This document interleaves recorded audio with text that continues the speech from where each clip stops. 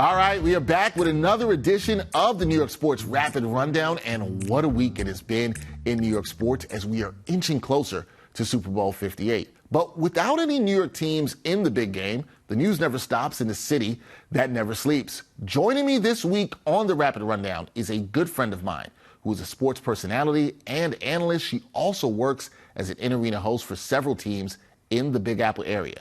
The wonderful BIanca Peart.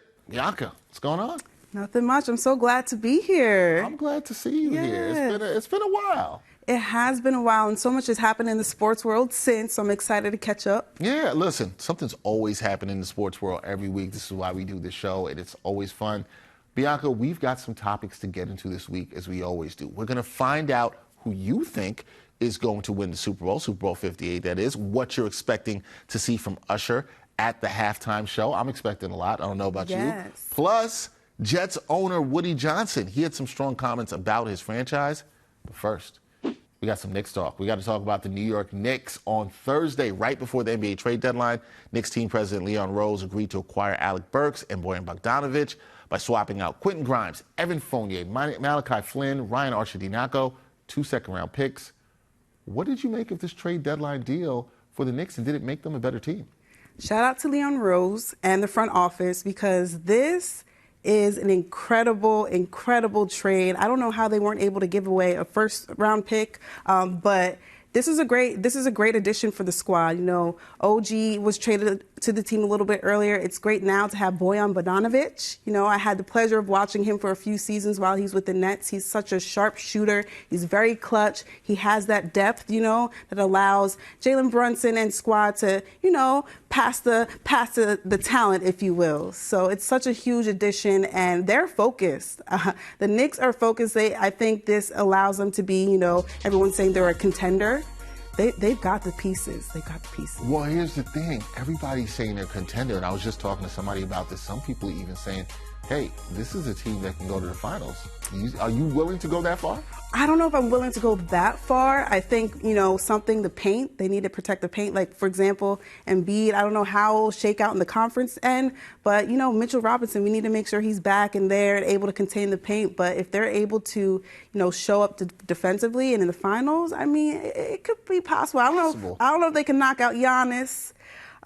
Or Boston. Another team Okay, so you're not jumping out the window. Some Knicks fans have jumped out the window already, and they're talking about the finals. And you know, I get it. People getting excited. The Knicks have the city excited. That's not a bad thing. Now, also on Thursday, BIanca, the Knicks announced that their previous in-season acquisition, who you just mentioned, OG Anunoby, would be out for at least 3 weeks after undergoing elbow surgery. So I got to ask this: with Julius Randle out already, right? He's got the separated shoulder.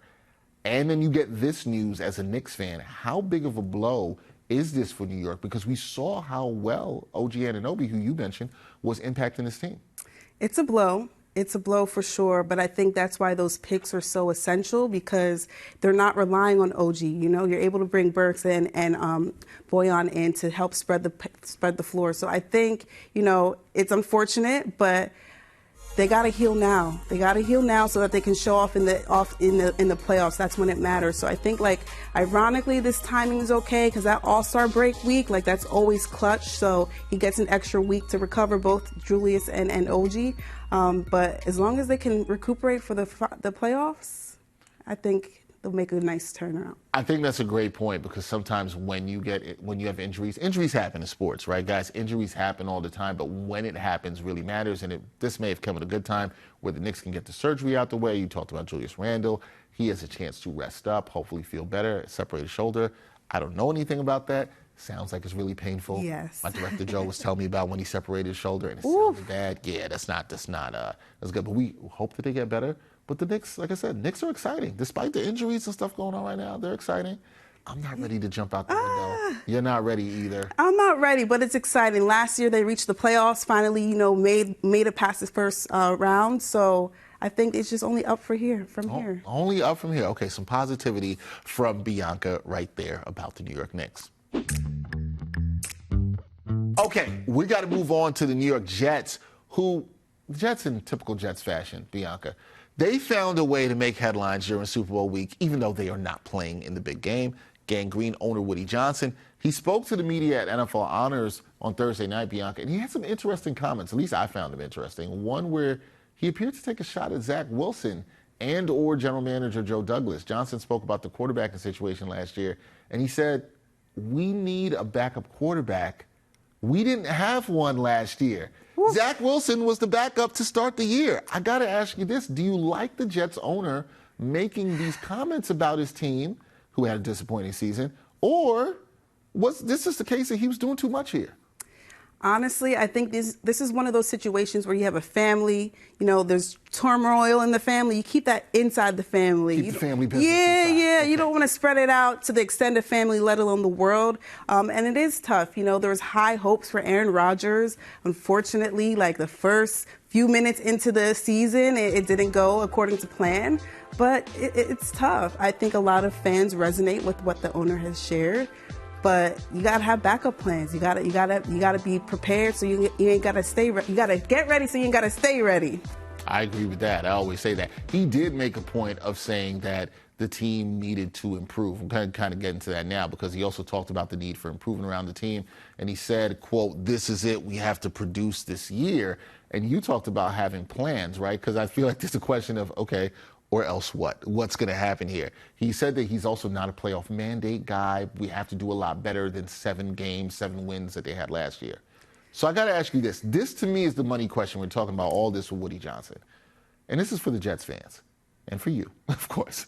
Should Jets fans have any reason to believe that they can do a lot better than 7 wins in 2024? I mean, the season prior, they won 4 games, now 7 games. I don't know. It's going to be tough. If anything, they can tie at 7 games. Again, it depends on what happens on the offseason. If they're going to build around Aaron Rodgers, knowing that, he could potentially become a liability again, that offensive line. If you have Aaron Rodgers back, okay, now what? Your O-line, you got to protect Aaron, right? The wide receivers. There was a few injuries with the Jets this season too, offensively. So it's a full package. I know quarterbacks are typically the scapegoat when this situation happens, but you gotta plan. They haven't been in the playoffs for 13 years, 13 straight years. They have not been in the playoffs, Bianca. It's been a while. It's been some time. It's been some time, and I know there's like high hopes, high expectations. They overpromised in this situation, underdelivered, given that Aaron Rodgers was not around. But, maybe they can tie at 7 games. I don't know if they can win more. Yeah, that's not, you're not, you gave some hope to the Knicks fans. You are not giving hope to the Jets fans here, saying that maybe the best they can do is 7. But I do think you bring up some interesting things there, Bianca, and the fact that, and I was talking to Brian Costello, New York Post Jets beat writer, about this, and he was saying that, yes, he echoed what you said, it's going to take more than just Aaron Rodgers coming back. There are issues. They do need to build up that offensive line. They need to get a true number 2 wide receiver behind Garrett Wilson. All those things you mentioned are going to be interesting to see, but right now, you're not. It sounds to me, I don't want to put words in your mouth, but it sounds to me it's like, I need to see it first. In terms of the Jets? Of course. And it's a tough, they're just the division alone, it's a high caliber division. You're the Dolphins, Boston, Bills. Buffalo, Bills. So they got a lot going on in the division. I think they'll still rank in 4th in the, in the division. Them behind the Patriots. Ooh. No, with the new coach. There's a new coach, new energy there. We'll see. Again, it all depends on the offseason, what their plan is, how they're going to position Aaron Rodgers, if he's going to build around him or kind of have that safety net insurance and really invest in the wide receivers and the O-line. We will see what the Jets do. It'll be an interesting 2024. I'm sure there'll be a lot to talk about with the team. The owner, he's not happy right now. Jets fans, we also know that you are not happy. Okay, Bianca, we're going to keep it with football. We got to talk about Super Bowl 58. It is on Sunday. I think this is a fantastic matchup. We've got the Niners and the Chiefs. Now, I got to let the people know, because Bianca is an Eagles fan. She is a fan of the Eagles. I had to put it out there. You got to put me on blast. Yeah, put you on blast. That's why I'm wearing my Eagles green, little green. Oh, then you're going to say I put you on blast. You got the green. Well, you brought it up, so now I got to show off. Now, look. I understand that the Chiefs broke your heart last year in the previous Super Bowl. It did not go down the way you thought it was going to go down. You might be, I'm not putting words in your mouth, you might be a little bit salty, and that loss could influence your answer to this next question. But I got to ask you, who are you rocking with to win Super Bowl 58? Are you going with the Niners, because you have a little hate for the Chiefs, or you rocking with the Chiefs and not betting against Patrick Mahomes? Well, Andy Reid has been the coach for the Eagles for many, many, many years. There's the tie. Okay, I wish he brought that energy, that he has with the Chiefs to the Eagles, but I have a feeling they're going to win, but I want the 49ers to win. I think they're able to win. Their offense is solid. Brock Purdy, Mr. Irrelevant. I know, he's not getting that much play, but he's led the team to this point. And I think what's so poignant for the 49ers is their playoff play.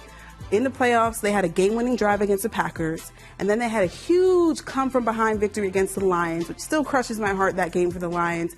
But if the 49ers are able to perform at that level in back-to-back games on big stage, win or go home, I really think they have that the tools, their top-ranking offensive team to really, put Chiefs and Mahomes and Andy Reid back in their seat. Back in their seat. That's a nice way of letting me know, I'm still salty about last year. That's a nice way of saying that. But you know what? I do think it's going to be a good game, and I do think there's something at least to what you're saying about the momentum of the Niners. I'm going with the Chiefs. That's my pick there. I'm going with the Chiefs. I'm not betting against Patrick Mahomes, but we will see. We'll talk after that. Now, we can't talk about the Super Bowl without talking about the halftime show. Are you excited for this halftime show? Of course, Usher.